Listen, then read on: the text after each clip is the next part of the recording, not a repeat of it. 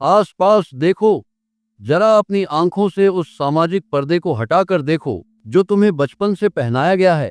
तुम्हें क्या दिखाई देता है? क्या तुम्हें इंसान दिखाई देते हैं? नहीं। अगर तुम सच देखने की हिम्मत रखते हो तो तुम्हें इंसान नहीं, तुम्हें जिंदा लाशें दिखाई देंगी। तुम्हें ज़ॉम्बीज दिखाई देंगे।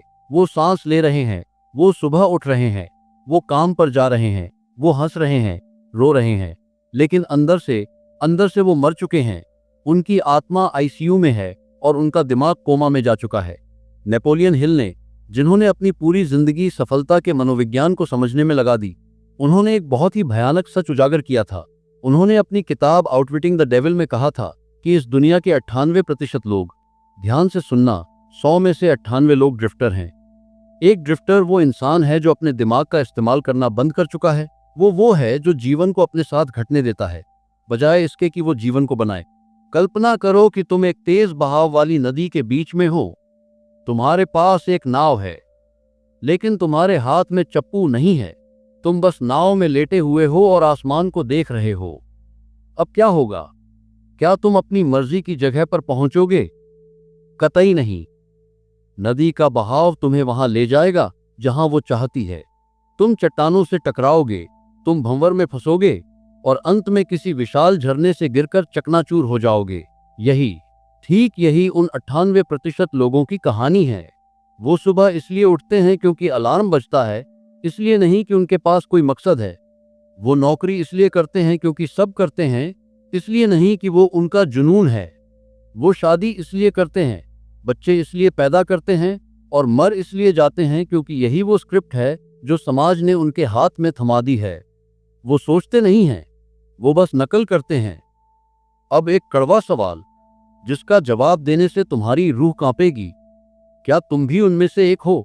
इससे पहले कि तुम न कहो, जरा अपने कल के दिन को याद करो। पिछली बार तुमने कोई ऐसा फैसला कब लिया था जो तुम्हारे डर, तुम्हारे समाज या तुम्हारे पड़ोसियों की राय के खिलाफ था? पिछली बार तुमने कब अपनी अंतरात्मा की आवाज सुनकर कहा था, भाड़ में गई दुनिया, मैं ये करूंगा क्योंकि ये मैं हूं? अगर तुम्हें याद करने में जोर लगाना पड़ रहा है तो मेरे दोस्त, तुम खतरे में हो। तुम उस ज़ॉम्बी वायरस से संक्रमित हो चुके हो जिसे नेपोलियन हिल ने हिप्नोटिक रिदम कहा था। यह प्रकृति का एक ऐसा जाल है जो तुम्हें धीरे धीरे सुला देता है। शैतान, या जिसे तुम नकारात्मक ऊर्जा कहते हो, वो तुम्हें डराकर नहीं मारता। वो तुम्हारे सामने कोई राक्षस बनकर नहीं आता। वो बहुत चालाक है। वो तुम्हें आराम देकर मारता है। अरे, रिस्क क्यों लेना? शांत रहो। अरे, बड़ा क्यों सोचना? जितनी चादर हो उतने पैर पसारो। सुरक्षित रहो, औसत रहो। ये लोरी है, ये वो मीठा जहर है जो तुम्हें धीरे धीरे मार रहा है। तुम एक ऐसे मेंढक की तरह हो जिसे पानी में डालकर धीरे धीरे उबाला जा रहा है। तुम्हें गर्मी का एहसास तब तक नहीं होगा जब तक कि तुम उबलकर मर नहीं जाते। प्रकृति का एक अटल नियम है, उपयोग करो या खो दो। अगर तुम अपने हाथ को 1 साल तक शरीर से बांध कर रखो तो वो सूख जाएगा, लकवाग्रस्त हो जाएगा। ठीक वैसे ही, अगर तुम अपने दिमाग का उपयोग खुद फैसले लेने में नहीं करते तो वो दिमाग बेकार हो जाता है, उसमें जंग लग जाता है और फिर उस खाली दिमाग की ड्राइविंग सीट पर डर बैठ जाता है। फिर तुम गाड़ी नहीं चलाते, तुम्हारे हालात तुम्हें चलाते हैं। इतिहास के पन्नों को देखो, जो लोग इस नींद से जागे उन्होंने ही दुनिया बदली। 1954 से पहले पूरी दुनिया, सारे डॉक्टर, सारे वैज्ञानिक, सारे एथलीट्स एक सामूहिक सम्मोहन में थे। उन सबका मानना था कि इंसान 4 मिनट के अंदर 1 मील नहीं दौड़ सकता। यह असंभव है। वैज्ञानिकों ने यहां तक कह दिया था कि अगर कोई ऐसा करने की कोशिश करेगा तो उसका दिल फट जाएगा। यह एक लिमिट थी जिसे ड्रिफ्टर्स ने स्वीकार कर लिया था। लेकिन रॉजर बैनिस्टर वो ड्रिफ्टर नहीं था। उसने उस मान्यता को, उस सामाजिक सच को स्वीकार करने से मना कर दिया। उसने अपने दिमाग पर ताला नहीं लगाया था, उसने दौड़ लगाई। उसके फेफड़े जल रहे थे, उसका शरीर चीख रहा था, लेकिन उसका दिमाग जागा हुआ था और उसने 3 मिनट 59.4 सेकंड में वो रेस पूरी की। और जादू देखो, जैसे ही उसने वो मानसिक बैरियर तोड़ा, जैसे ही उसने दुनिया को दिखाया कि यह संभव है, अगले 1 साल के अंदर दर्जनों लोगों ने वो रिकॉर्ड तोड़ दिया। आज तो स्कूल के बच्चे भी वो रिकॉर्ड तोड़ देते हैं। क्यों? क्या अचानक इंसान के पैरों में ताकत आ गई थी? क्या हवा बदल गई थी? नहीं, उनका सम्मोहन टूट गया था। वे ज़ॉम्बी मोड से बाहर आ गए थे। उन्हें एहसास हुआ कि अरे, ये तो संभव था, हम खामखा डरे हुए थे। तुम्हारी जिंदगी में भी वो 4 मिनट का माइल क्या है? वो कौन सा झूठ है जिसे तुमने सच मान लिया है? मैं गरीब घर से हूं, मैं अमीर नहीं बन सकता। मैं हिंदी मीडियम से हूं, मैं ग्लोबल लीडर नहीं बन सकता। मेरी उम्र हो गई है, अब मैं कुछ नया शुरू नहीं कर सकता। बकवास, ये सब झूठ है। ये सब उस हिप्नोटिक रिदम का हिस्सा है जो तुम्हें औसत बनाए रखना चाहता है। तो तुम्हें गुस्सा आना चाहिए, अपनी हालत पर गुस्सा। अगर आज तुम्हें गुस्सा नहीं आया तो तुम कभी नहीं जागोगे। तुम्हारी जिंदगी रेत की तरह तुम्हारी मुट्ठी से फिसल रही है। हर एक सेकंड जो बीत रहा है वो कभी वापस नहीं आएगा। और तुम क्या कर रहे हो? तुम इंस्टाग्राम पर रील स्क्रॉल कर रहे हो। तुम दूसरों की परफेक्ट जिंदगी देखकर जल रहे हो। तुम वीकेंड का इंतजार कर रहे हो ताकि तुम शराब पीकर अपनी बदकिस्मती को भूल सको। जागो, तुम्हें अपने दिमाग की स्टीयरिंग व्हील वापस अपने हाथ में लेनी होगी। और यह काम प्यार से नहीं होगा, यह काम क्रांति से होगा। एक ड्रिफ्टर को नॉन ड्रिफ्टर में बदलने के लिए एक शॉक की जरूरत होती है। डेविड गोगिंस को याद करो, एक समय था जब वो 135 किलो का था, रेस्तरां में कॉकरोच मारने का काम करता था और अपनी जिंदगी से नफरत करता था। वो एक परफेक्ट ज़ॉम्बी था, खाता था, सोता था और डरता था। लेकिन एक दिन उसने आईने में खुद को देखा। उसने कोई मोटिवेशनल कोट नहीं पढ़ा, उसने खुद से झूठ बोलना बंद कर दिया। उसने अपनी आंखों में देखा और कहा, तू एक कचरा है, तू अपनी जिंदगी बर्बाद कर रहा है। उसने उस आराम को तोड़ा, उसने उस ड्रिफ्ट को तोड़ा। उसने खुद को इतना दर्द दिया, इतनी चुनौतियों में डाला कि उसका ज़ॉम्बी दिमाग चीख उठा। और उस दर्द में, उस पीड़ा की आग में उसका असली स्वरूप, उसका वॉरियर सेल्फ जाग गया। आज वो दुनिया का सबसे सख्त जान इंसान माना जाता है। उसने क्या किया? उसने फैसला लिया, ड्रिफ्टिंग का एकमात्र इलाज, उस ज़ॉम्बी स्टेट से बाहर निकलने का एकमात्र एंटीडोट है निर्णय की निश्चितता। एक ज़ॉम्बी कभी फैसला नहीं लेता, वो टालता है। कल करूंगा, देखते हैं, शायद, सोचूंगा। एक जागृत इंसान फैसला लेता है, मैं ये करूंगा और अभी करूंगा, चाहे वो फैसला गलत ही क्यों न हो। फैसला लेना बहाव में बहने से लाख गुना बेहतर है, क्योंकि एक चलता हुआ जहाज अपनी दिशा बदल सकता है, लेकिन एक खड़ा हुआ जहाज सिर्फ जंग खा सकता है। अब हम उस मोड़ पर हैं जहां तुम्हें अपनी आत्मा को एक सवाल पूछना होगा। और ये सवाल आसान नहीं है। ये सवाल तुम्हारी रातों की नींद उड़ा सकता है, लेकिन यही वो सवाल है जो तुम्हें उन 2% लोगों में शामिल करेगा जो दुनिया चलाते हैं, न कि जो दुनिया के द्वारा चलाए जाते हैं। वो सवाल है, मेरा निश्चित मुख्य लक्ष्य क्या है? सुनने में आसान लगता है ना? तुम कहोगे, मुझे अमीर बनना है, मुझे खुश रहना है, मुझे फेमस होना है। रुको, ये लक्ष्य नहीं है, ये ख्वाहिशें हैं। ये हवा के बुलबुले हैं जो थोड़े से दबाव से फट जाएंगे। एक ड्रिफ्टर के पास केवल ख्वाहिशें होती हैं, एक नॉन ड्रिफ्टर के पास एक निश्चित योजना होती है। नेपोलियन हिल ने पाया कि 98% लोग इसलिए फेल नहीं होते कि उनके पास टैलेंट नहीं है, वो इसलिए फेल होते हैं क्योंकि उन्हें पता ही नहीं है कि उस टैलेंट का इस्तेमाल कहाँ करना है। वो बिना निशाने के तीर चला रहे हैं। वे उस सैनिक की तरह हैं जो युद्ध के मैदान में खड़ा है, जिसके पास मशीन गन है, लेकिन उसे पता ही नहीं है कि दुश्मन कौन है और गोली किधर चलानी है। वो बस हवा में फायर कर रहा है और उम्मीद कर रहा है कि वो जीत जाएगा। सोचो, तुम टैक्सी में बैठते हो, ड्राइवर पूछता है, साहब कहाँ जाना है? और तुम कहते हो, पता नहीं, बस गाड़ी चलाओ। क्या तुम कभी मंजिल पर पहुंचोगे? नहीं, तुम बस मीटर का बिल बढ़ाओगे, शहर भर में गोल गोल घूमोगे और अंत में जब पेट्रोल खत्म होगा तो तुम किसी अनजान सुनसान सड़क पर खड़े मिलोगे, हताश और खाली हाथ। तुम्हारी जिंदगी वो टैक्सी है और तुम वो बेवकूफ पैसेंजर हो। समय का मीटर चल रहा है, टिक टिक टिक। ये मीटर कभी नहीं रुकता और तुम गोल गोल घूम रहे हो, ये सोचते हुए कि चलना ही पहुंचना है। गति और प्रगति में जमीन आसमान का फर्क होता है। एक रॉकिंग चेयर बहुत गति करती है, हिलती रहती है, लेकिन वो जाती कहीं नहीं है। 98% लोग रॉकिंग चेयर पर बैठे हैं। ड्रिफ्टिंग से बचने का सिर्फ एक ही रास्ता है, तुम्हें खुद सोचना शुरू करना होगा। ये दुनिया, ये समाज, ये शिक्षा प्रणाली, ये सब तुम्हें आज्ञाकारी बनाने के लिए डिजाइन किया गया है। स्कूल में तुम्हें चुप रहना सिखाया गया, लाइन में चलो, सवाल मत पूछो, जो किताब में लिखा है वही सच है। नौकरी में तुम्हें बॉस की हाँ में हाँ मिलाना सिखाया गया, तुम्हें कभी सोचना नहीं सिखाया गया। तुम्हें सिर्फ याद करना सिखाया गया, तुम्हें तोता बनाया गया, बाज नहीं। यही कारण है कि जब कोई इंसान भीड़ से अलग चलने की कोशिश करता है तो बाकी के 98% ज़ॉम्बीज उस पर हमला कर देते हैं। अरे ये क्या पागलपन है, तू बर्बाद हो जाएगा, वापस आ जा, हमारे जैसा बन जा, ज्यादा उड़ मत, गिर जाएगा। उन्हें तुम्हारा फेल होना बर्दाश्त है, लेकिन तुम्हारा अलग होना बर्दाश्त नहीं है। क्यों? क्योंकि तुम्हारी हिम्मत उन्हें उनकी कायरता का आईना दिखाती है। तुम्हारी उड़ान उन्हें याद दिलाती है कि उनके भी पंख थे, जिन्हें उन्होंने खुद काट दिया। जब अर्नोल्ड श्वार्ज़नेगर अमेरिका आए तो उनके पास कुछ नहीं था। एक भारी ऑस्ट्रियाई एक्सेंट, एक अजीब सा विशालकाय शरीर और एक ऐसा नाम जिसे कोई बोल भी नहीं सकता था। हॉलीवुड के सारे एजेंट, सारे एक्सपर्ट्स जो कि खुद बड़े ड्रिफ्टर्स थे, उन्होंने अर्नोल्ड से कहा कि तुम कभी एक्टर नहीं बन सकते।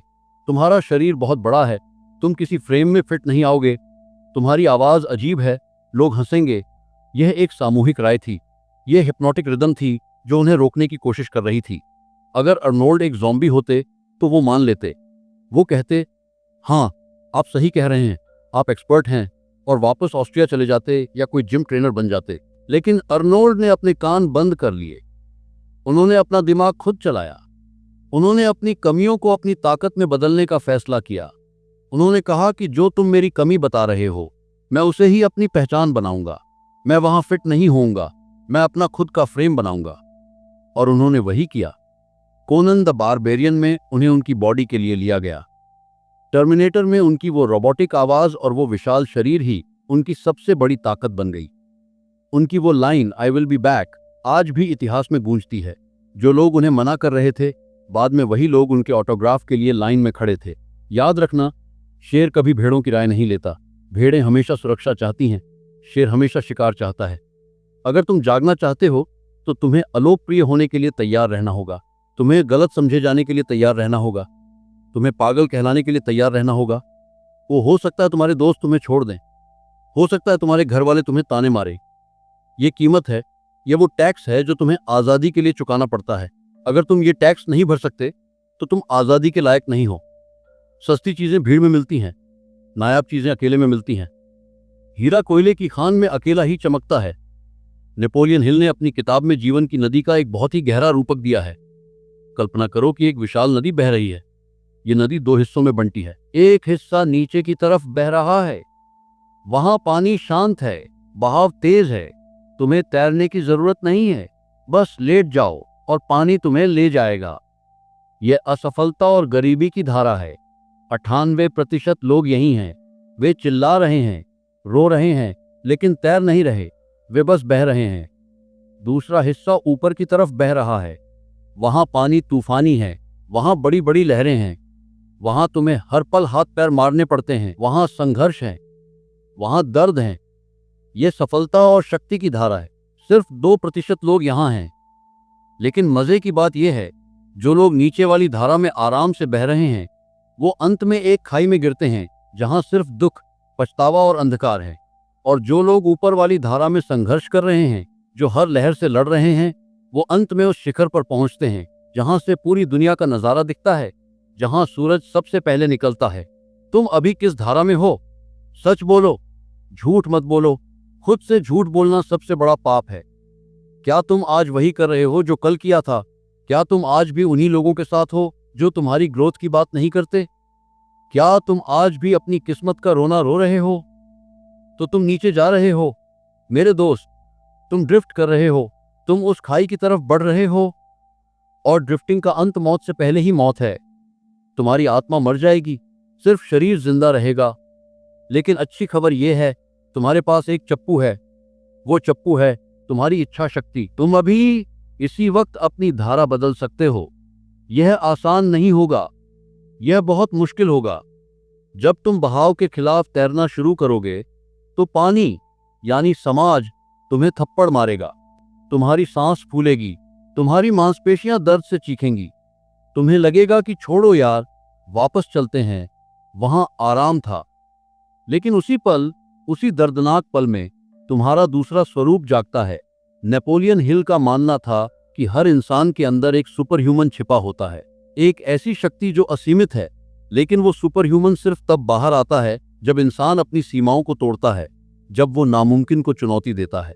जब तक तुम आराम में हो, तुम्हारा दूसरा स्वरूप सोता रहता है। उसे जागने की जरूरत ही नहीं पड़ती।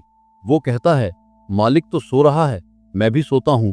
लेकिन जब तुम संकट में होते हो, जब तुम अपनी सारी नावें जला देते हो, जब तुम कहते हो या तो जीतूंगा या मरूंगा, तब वो शक्ति जागती है, तब वो उठ खड़ा होता है।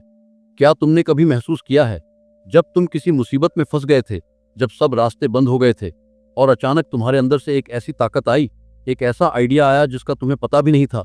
तुम हैरान रह गए कि ये मैंने कैसे किया। वो ताकत तुम्हारे अंदर हमेशा थी, बस तुम ज़ॉम्बी बनकर उसे दबाए बैठे थे।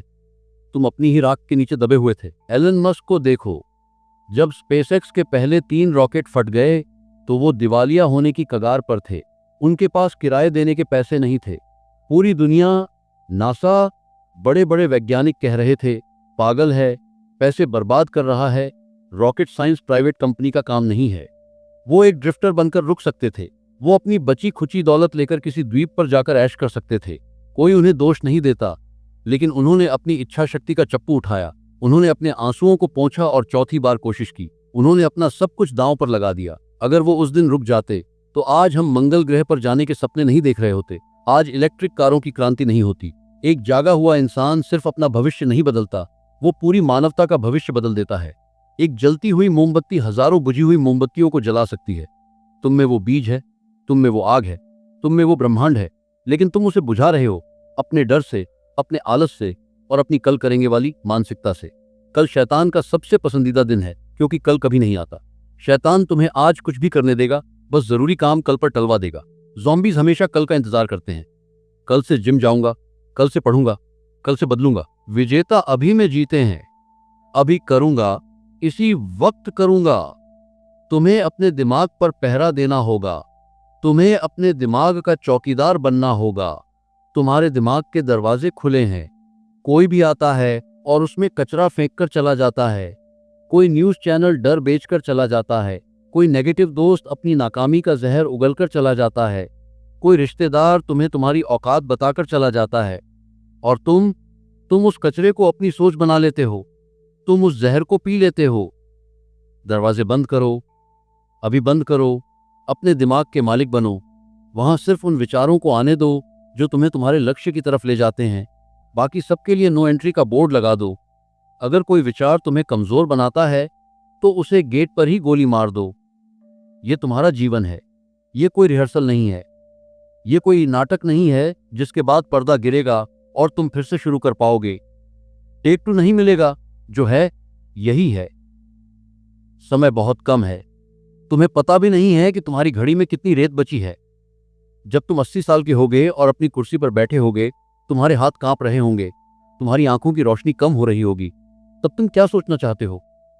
क्या तुम ये सोचना चाहते हो कि काश मैंने उस दिन रिस्क ले लिया होता, काश मैंने दुनिया की नहीं सुनी होती, काश मैंने अपनी जिंदगी जी होती। पछतावा जहर से भी ज्यादा कड़वा होता है।